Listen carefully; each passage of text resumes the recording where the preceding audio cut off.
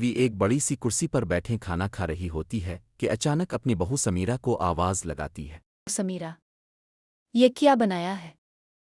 सालन में नमक कम है। तुम्हें आज खाना बनाना भी नहीं आया? माँ जी, मैंने तो ध्यान रखा था। शायद कुछ कम रह गया हो।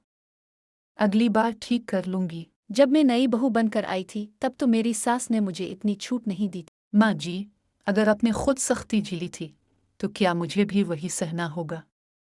ज्यादा जुबान चलाने की जरूरत नहीं। बहू को चुप रहना चाहिए। और नहीं तो क्या?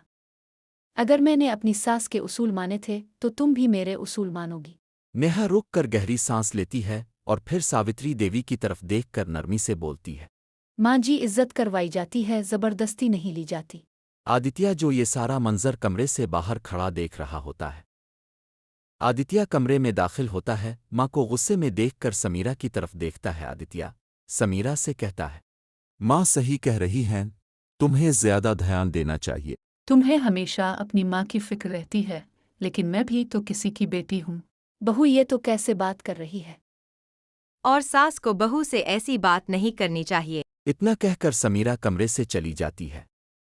मगर सावित्री देवी जो के मिजाज से बहुत सख्त हैं, याई दिन किसी न किसी बात पर समीरा से झगड़ा करती। मगर कहते हैं न सदा वक्त एक सा नहीं रहता। वक्त गुजरता गया और सावित्री देवी अब बेवड़ हो चुकी थी, मगर गुस्सा वैसे का वैसे ही था। सावित्री देवी के पोते की शादी हो चुकी थी, मगर सावित्री देवी अपनी पोता बहू को भी खड़ी खोटी सुनाने लगी। नेहा जब दादी को खाना देती है तो दादी इससे कहती है, तुम भी अपनी सास जैसी ही हो ना। इसे खाना अच्छे से बनाना आता था ना तुम्हें आता है। नेहा दादी से तो कुछ नहीं कहती, मगर अपनी सास समीरा से इस बारे में बात करती है। माँ जी, क्या मैंने खाना अच्छा नहीं बनाया था? तो दादी ने ऐसा क्यों कहा कि खाना अच्छा नहीं था? समीरा मुस्करा कर कहती ही, तुम उनकी बातों का बुरा ना मानो, वो तो आज तक मुझे भी ऐसे ही कहती है। तुम अभी नई हो ना, वक्त के साथ साथ तुम्हें भी आदत हो जाएगी। मगर नेहा समीरा की तरह नहीं थी। वो कुछ दिन तो दादी की बातें बर्दाश्त करती है, मगर फिर वक्त की काया पलटती है।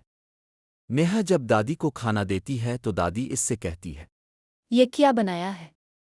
मिर्चें इतनी कम हैं, कोई जायका ही नहीं। ये बात छोड़ो और खाना खाओ, खाना ठंडा हो जाएगा। बहू ये तो कैसे बात कर रही है? तो हम और कैसे बात करें? ये कहकर नेहा वहां से चली जाती है, मगर दादी परेशान हो जाती है क्योंकि आज से पहले इनसे किसी ने ऐसे बात नहीं की थी।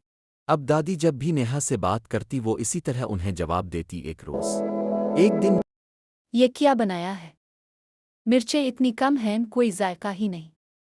दादी, जो मिल रहा है वो खा लो, नहीं तो कल से नहीं मिलेगा। सावित्री देवी हैरत से नेहा को देखती है।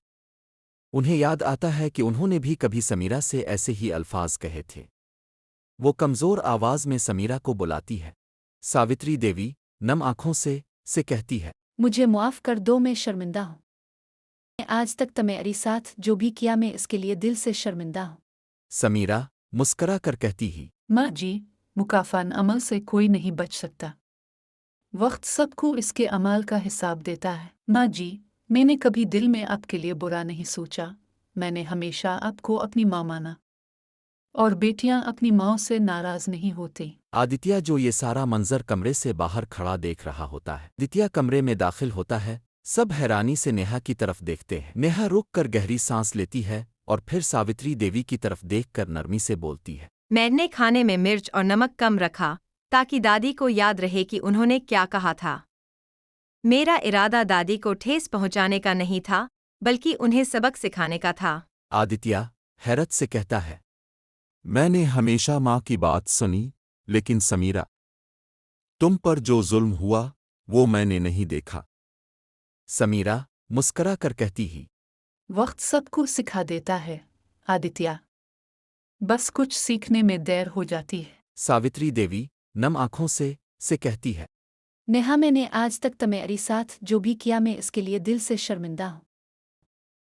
मैंने तुम्हारी तकलीफ को कभी महसूस नहीं किया, लेकिन आज मेरी आंखें खिल गईं। हाँ दादी, क्योंकि कभी कभी हमारे साथ कुछ घटित होने से पहले हम उसे समझ नहीं पाते।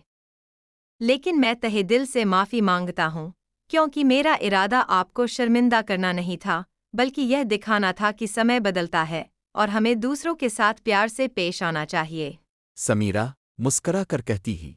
हमारे नबी करीम सल्लल्लाहु अलैहि वसल्लम ने फरमाया, जैसे तुम दूसरों के साथ बर्ताव करोगे वैसा ही तुम्हारे साथ किया जाएगा।